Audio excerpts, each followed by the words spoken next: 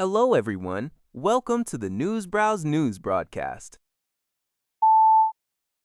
The Liberty Times reported that on May 13th, former U.S. President Donald Trump indicated to the media that he has not yet made a decision regarding significant arms sales to Taiwan.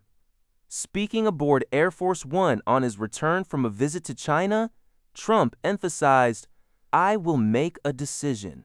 I have to talk to that one. You know who I mean, the one governing Taiwan."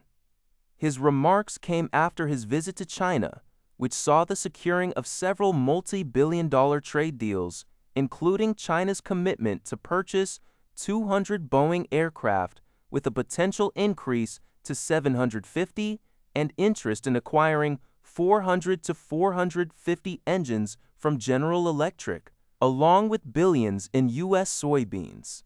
Trump also mentioned discussing the cases of Pastor Kim Jong-il and Apple Daily founder Jimmy Lai with President Xi Jinping.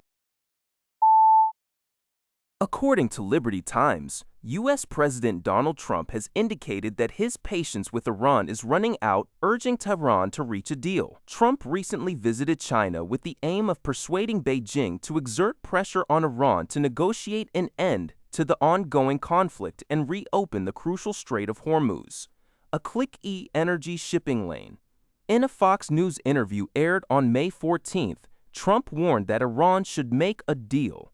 He also mentioned that Chinese President Xi Jinping assured him China would not supply military equipment to Tehran, adding that President Xi is happy to see a deal, and he has indicated he is willing to help in any way he can. Trump reiterated that the United States does not rely on the Strait of Hormuz for its energy needs, emphasizing that actions to reopen the strait would benefit Israel, Saudi Arabia, other Persian Gulf allies, and China. Regarding the highly contentious issue of enriched uranium, Trump conceded that demanding its surrender from Tehran was primarily for public relations considerations. Upon his return to the U.S. aboard Air Force One, Trump informed reporters that discussions had included the potential lifting of sanctions on Chinese companies purchasing Iranian oil, a decision he would make in the next few days. Furthermore, Trump stated his willingness to accept Iran suspending its nuclear program for 20 years, provided Tehran offers a firm commitment. Al Jazeera reports that India has increased its fuel prices by approximately 3% in response to a biting energy crisis. This crisis is largely driven by the ongoing Iran war and the closure of the Strait of Hormuz, which has severely disrupted global oil supplies. As the world's third-largest oil importer, with about 90% of its crude coming from overseas, India has been heavily impacted by rising energy costs.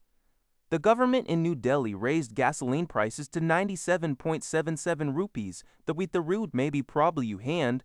The Rat Tiles Delhi, Wada, Mighted Texte, by Tide.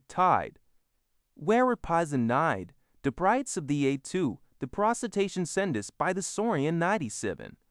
This move follows Prime Minister Narendra Modi's appeal for voluntary austerity measures, including working from home and reducing travel, framing fuel saving as an act of patriotism. Opposition leaders, however, noted the timing of the hike after recent state elections. Amid these challenges, India has signed new oil and gas, as well as defense cooperation pacts with the UAE, which is also accelerating its own pipeline to bypass the Strait of Hormuz. Linhei Zaobao reports that Japanese Prime Minister Sanae Takaichi held a 15-minute phone call with U.S. President Donald Trump immediately after the U.S.-China summit on Friday. During the call, which took place while Trump was en route back to the U.S., Takaichi received a detailed briefing on Trump's visit to China. She stated that the Japan-U.S. alliance remains unwavering and emphasized that both nations would maintain close communication. The leaders also exchanged views on various China-related issues, including economic security, and Takaichi conveyed Japan's position on the situation in Iran.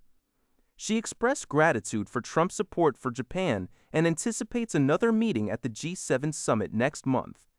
Japanese media noted that Tokyo was keen to arrange this call promptly due to concerns about a potential G2 dynamic where the US and China might solely dictate international affairs.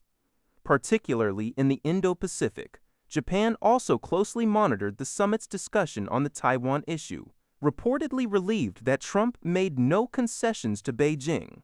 Asahi Shimbun urged Japan to collaborate with European and Australian allies to encourage the U.S. to uphold the rule of law, while also stressing the importance of restoring normal Japan-China dialogue for East Asian peace.